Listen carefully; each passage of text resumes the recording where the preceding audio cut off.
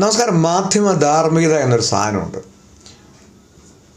ഞാൻ പലപ്പോഴും ശ്രദ്ധിച്ചിട്ടുള്ളൊരു കാര്യമുണ്ട്. എനിക്ക് ഒരു പക്ഷേ 25 വർഷം മനോരമയിൽ ജോലി ചെയ്തിട്ട് എനിക്ക് അവിടെ നിന്ന് പുറത്ത് പോകേണ്ടി വന്ന സാഹചര്യവും ഈ ധാർമ്മികതയുടെ ഭാഗം തന്നെയാണ്. അത് പിന്നീട് ഞാൻ പറയാം, മറ്റൊരിക്കലും ഞാൻ പറയാം.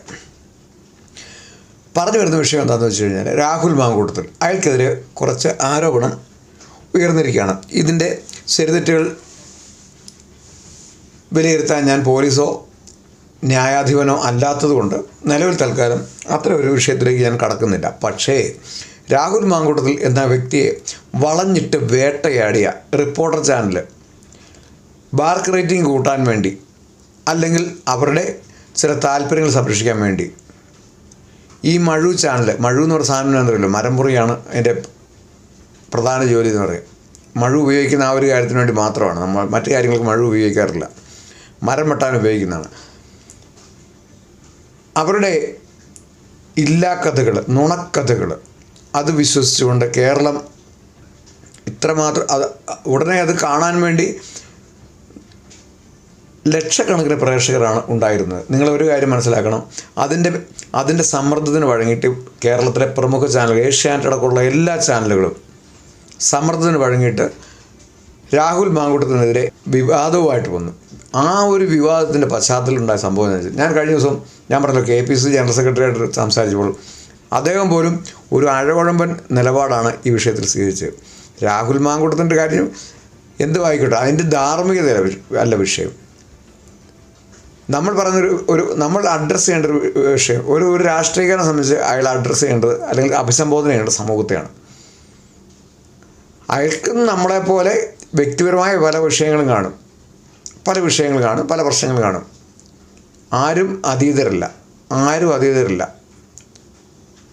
നമ്മൾ ഇതിൻ്റെ അകത്ത് പറയുന്ന പോലെ, ബൈബിളിൽ പറയുന്ന പോലെ, പാവമില്ലാത്തവൻ കല്ലെറിയിട്ടെന്ന് പറഞ്ഞാൽ മാത്രമേ ഈ രാഹുലിൻ്റെ വിഷയത്തെ ഞാൻ കാണുന്നുള്ളൂ. പക്ഷേ അയാളെ ഇല്ലാതാക്കാൻ വേണ്ടി പാലക്കാട് BJPക്ക് സീറ്റ് ഉറപ്പിക്കാൻ വേണ്ടി മെനഞ്ഞ ഒരു തന്ത്രം മാത്രമായിരുന്നത്. അതിന് ചൂണ്ടയിട്ട് കൊടുത്തത് ആരാണെന്നറിയാം. കേരളത്തിലെ ഏറ്റവും സീനിയറായിട്ടുള്ള, അധികാരത്തിൽ സീനിയറായിട്ടുള്ള കോൺഗ്രസിൻ്റെ നേതാവാണ്. അക്കാര്യത്തിൽ യാതൊരു തർക്കവുമില്ല. അയാളുടെ പ്ലേ ആണ് ഇതെല്ലാം ഈ വഴിക്ക് എത്തിച്ചത്. ഇന്നിപ്പോൾ എന്ത് പറ്റി? അഞ്ജന രാമേന്ദ്രൻ എന്ന് പറഞ്ഞ അവിടുത്തെ ഒരു സീനിയർ ജേർണലിസ്റ്റ് അവർ പറയുകയാണ്, ഈ ചാനലിലെ ഏറ്റവും മുതിർന്ന ഒരുത്തൻ മൂലം എനിക്ക് വളരെ ബുദ്ധിമുട്ടുകൾ ഉണ്ടായി എന്ന് പറയുന്നു. കാര്യങ്ങളവിടെ പോയി. അതാണ് കൊടുത്താൽ കൊല്ലത്തും കിട്ടും എന്ന് പറയുന്നത്. ഇനിയിപ്പോൾ ഇവരെന്ത് പറയും? ഈ ചാനൽ എന്ത് പറയും? ആദ്യം വൈദ്യ നീ സ്വയം നന്നാക് എന്ന് പറയുന്ന ഒരു വാചകം, അങ്ങനെ ഒരു ചതിയുടെ കഥ ഇതിൻ്റെ പിന്നിലുണ്ട്. അപ്പോൾ അതുകൊണ്ട് എൻ്റെ ജില്ലക്കാരനാണ് ശ്രീ രാഹുൽ മാങ്കൂട്ടം. ഞാൻ 2-3 തവണ വിളിച്ചിട്ടുണ്ട്. ഈ വിഷയമായിട്ട് ബന്ധപ്പെട്ട് ഞാൻ വിളിച്ചപ്പോൾ അദ്ദേഹം ഫോൺ എടുത്തില്ലെന്നുള്ളത് അതൊക്കെ അവിടെ നിന്ന് കിട്ടിയത്. അത് അയ്യപ്പൻ്റെ നാടാണ്. അയ്യപ്പൻ്റെ കാര്യം അറിയാമല്ലോ. ഞാൻ എടാ രാഹുലെ തന്നെ വിളിക്കുകയാണ്. കാരണം എനിക്കതിന് സ്വാതന്ത്ര്യമുണ്ടെന്ന് തോന്നുന്നു. കാരണം അദ്ദേഹത്തെക്കാൾ അല്പം മൂപ്പ് എനിക്ക് കൂടുതലുണ്ട് പ്രായത്തിലും അനുഭവ സമ്പത്തിലും.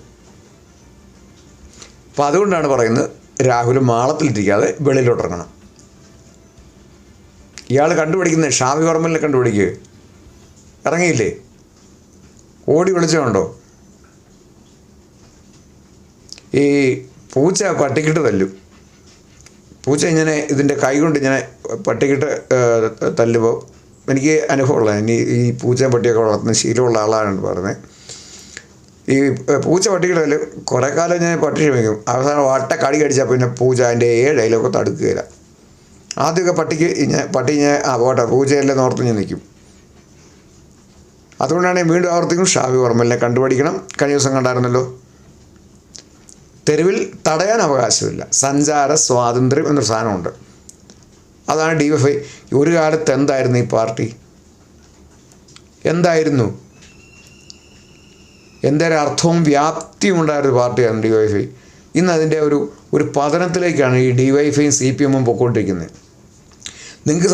അവർക്ക് സംസാരിക്കാൻ ഇപ്പോൾ പെണ്ണ് കേസ് മാത്രമേ ഉള്ളൂ. ഒന്നാമത് മനസ്സിലാക്കണം, CPM-നോടാണ് പറയുന്നത്, DYFIക്കാരോടാണ് പറയുന്നത്.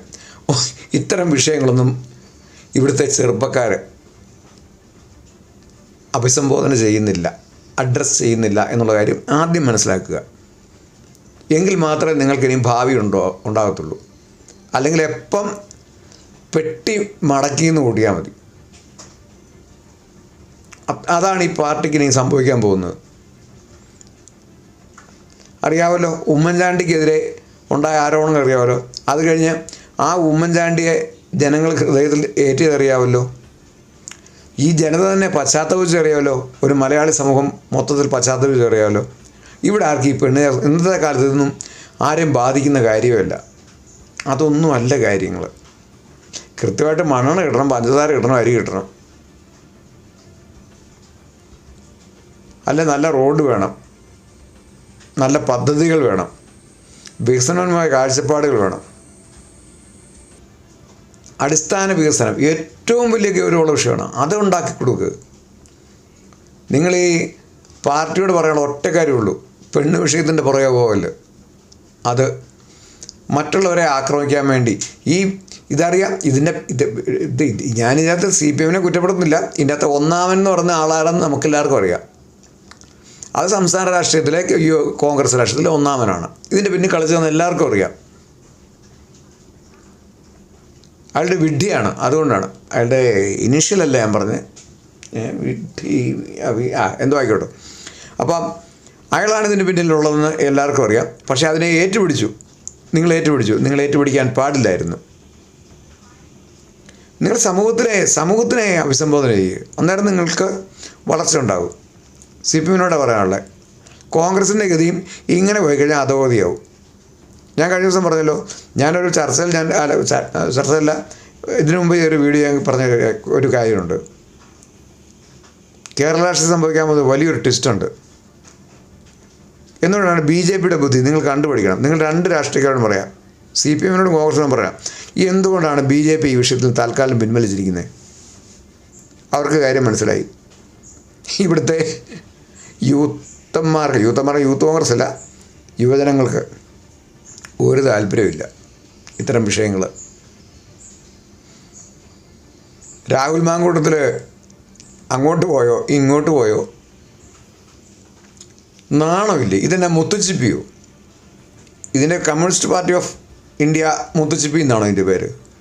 അറിയാൻ മേലാണ്ട് ചോദിക്കുക.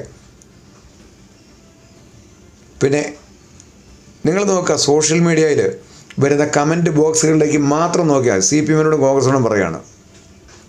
കോൺഗ്രസിലെ മറ്റൊരു ചേരിയോടാണ് പറയുന്നത്. നിങ്ങൾക്ക് അനുകൂലമായിട്ട് ആരെങ്കിലും സംസാരിക്കുന്നുണ്ടോ? ആരെങ്കിലും ഒറ്റ കമൻറ്റ്സ്, സാധാരണ പൗരൻ നിങ്ങൾക്ക് അനുകൂലമായിട്ട് സംസാരിക്കുന്നുണ്ടോ എന്ന് മാത്രം നോക്കുക. കാരണം മറ്റൊന്നുമല്ല, രാഹുൽ മാങ്കൂട്ടത്തിൽ ഞാൻ വിശുദ്ധനാക്കുമെന്ന് പറയുന്നത് അയാളെന്തോ ആയിക്കോട്ടെ, എനിക്ക് അറിഞ്ഞുകൂടാത്ത സംഭവമാണ്. ഞാൻ കാണാത്ത സംഭവത്തെ പറ്റി നമ്മൾ പറയാൻ പറ്റുകയല്ലോ. അല്ല പിന്നെ കോടതി വിടണം, അല്ലെ പോലീസ് ഒരു FIR കയ്യിൽ വിടണം. അതുപോലെ നടന്നിട്ടില്ലാത്തൊരു കാര്യത്തിൽ എനിക്ക് അഭിപ്രായം പറയാൻ ഞാൻ ആളല്ല. പക്ഷേ നിങ്ങളൊന്ന് കാണുക, ഈ പറഞ്ഞ ആരോപണം ഉന്നയിക്കുന്നവർക്കെതിരെയാണ് ഈ പൊതുസമൂഹം എന്ന ഇന്നത്തെ സോഷ്യൽ മീഡിയയിലെ മുഴുവൻ സാധനങ്ങൾ നോക്കിയാൽ നിങ്ങൾക്ക് മനസ്സിലാവും. രാഹുൽ മാങ്കൂട്ടത്തിൽ പാലക്കാട്ട് പോകണം, അവിടെ ജനങ്ങളുമായിട്ട് സംവദിക്കണം, അവരോട് ചോദിക്കണം, ഞാൻ കുറ്റവാളിയാണെങ്കിൽ ഞാൻ എന്ത് ചെയ്യണം എന്ന് ചോദിക്കണം. അവർ കല്ലെറിയുകയാണെങ്കിൽ കല്ലെറിയട്ടെ, ആ കല്ലേറ് കൊള്ളാൻ നിങ്ങൾ തയ്യാറാവണം. സാക്ഷാൽ ഉമ്മൻചാണ്ടിയെ കല്ലെറിഞ്ഞില്ലേ ഇടുക്കി ജില്ലയിൽ വെച്ച് ഒരിടത്ത് വെച്ച്? നിങ്ങൾ ആ കല്ലേറ് കൊണ്ടുവന്നേ, അതിന് കുഴപ്പമൊന്നുമില്ല. ഒരു കല്ലേറ് കൊള്ളുന്നതിനൊന്നും കുഴപ്പമൊന്നുമില്ല. പക്ഷേ ഞാൻ ഒരു അഹങ്കാരത്തോടെ പത്തനംതിട്ട ജില്ലക്കാരൻ, അല്ലെ എന്നേക്കാൾ ഇളയവൻ എന്നുള്ളൊരു അഹങ്കാരം വെച്ചുകൊണ്ട് പറയട്ടെ, എടാ രാഹുലേ, നീ ഇറങ്ങ്, ആ അടൂരെ വീട്ടിൽ നിന്ന് ഇറങ്ങിയിട്ട് നീ പൊതുസമൂഹത്തിലേക്ക് ഇറങ്ങുക. നിനക്കൊപ്പമാണ് ഈ സമൂഹം.